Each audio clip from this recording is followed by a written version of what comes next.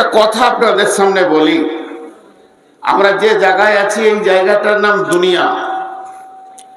দুনিয়া ছাড়তে হবে আমাদের সবারই জানা আছে। দুনিয়া ছাড়তে হবে এ ব্যাপারে নাস্তিক, কাফের, মুশরিক, মুনাফিক, ইমানদার সবাই একমত।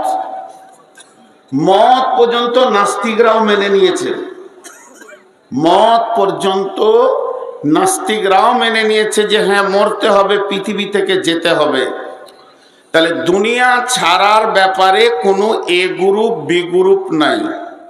এবার চলে গেল বেঈমানদের কথা, যারা নাস্তিক, যাদের কাছে আল্লাহ নাই, আখেরাত নাই, তাদের কথা বাদ দেন।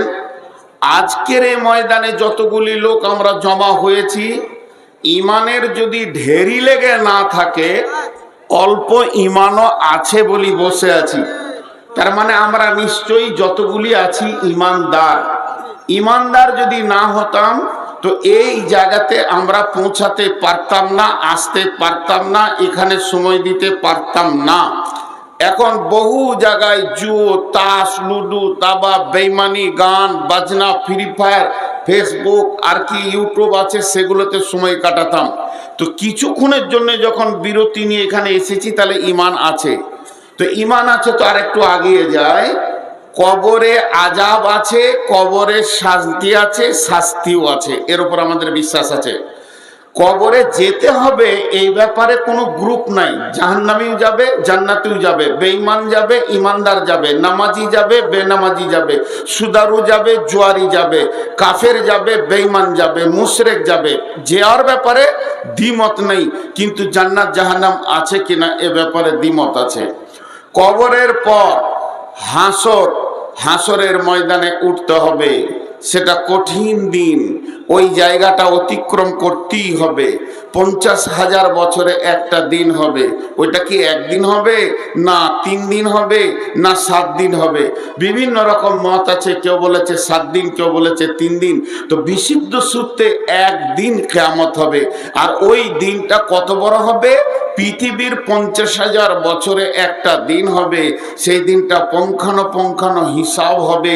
সেই দিনে জাহান্নামকে টেনে আনা হবে, জাহান্নামের উপরে পুলসেরাত রাখা হবে, জাহান্নাম হুঙ্কার ছাড়বে, আল্লাহকে বলবে রব্বি ওদেরকে দাও। মুতাকাব্বির, মুতাজাব্বির যারা বেঈমান ছিল, যারা দিন শুনে মানেনি, তাদেরকে দাও, তাদেরকে নিষ্পেষণ করব, তাদেরকে জ্বালাবো, তাদেরকে পোড়াবো।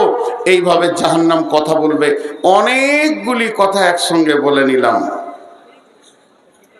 বিশেষ করে ইমানদারদের ভিতরে যদি ঝগড়া হয়, আপনিও ইমানদার, আমিও ইমানদার, শেষকালে বলে কি, দেখে লিব কিয়ামতের দিন। তার মানে ওর বিশ্বাস আছে। ও দেখে লিব কিয়ামতের দিন বলছে, তার মানে ওর কিয়ামতের বিশ্বাস আছে। যদি কিয়ামতের বিশ্বাস না থাকতো এটা বলতো না। সবার মাথায় একটা জিনিস ঢুকে আছে, কিয়ামত কঠিন জায়গা, কিয়ামত কঠিন জায়গা, মাহশর কঠিন জায়গা। কিন্তু আজকে আমি তার উল্টোটা বলবো, কিয়ামতের মতো আনন্দের দিন আর পৃথিবীতে হয়নি আর হবে না। এইটা বলবো, যেটা কোনো দিন আমরা শুনিনি। শুনেছি তো অতটা খেয়াল করে বুঝিনি, কিন্তু কিয়ামত আনন্দের জায়গা। কোরআন বলছে ওর থেকে বড় আনন্দ আর নাই। কোরআন বলছে জি, কিয়ামতের মতো আনন্দ আর নাই। এতদিন জেনে এসেছি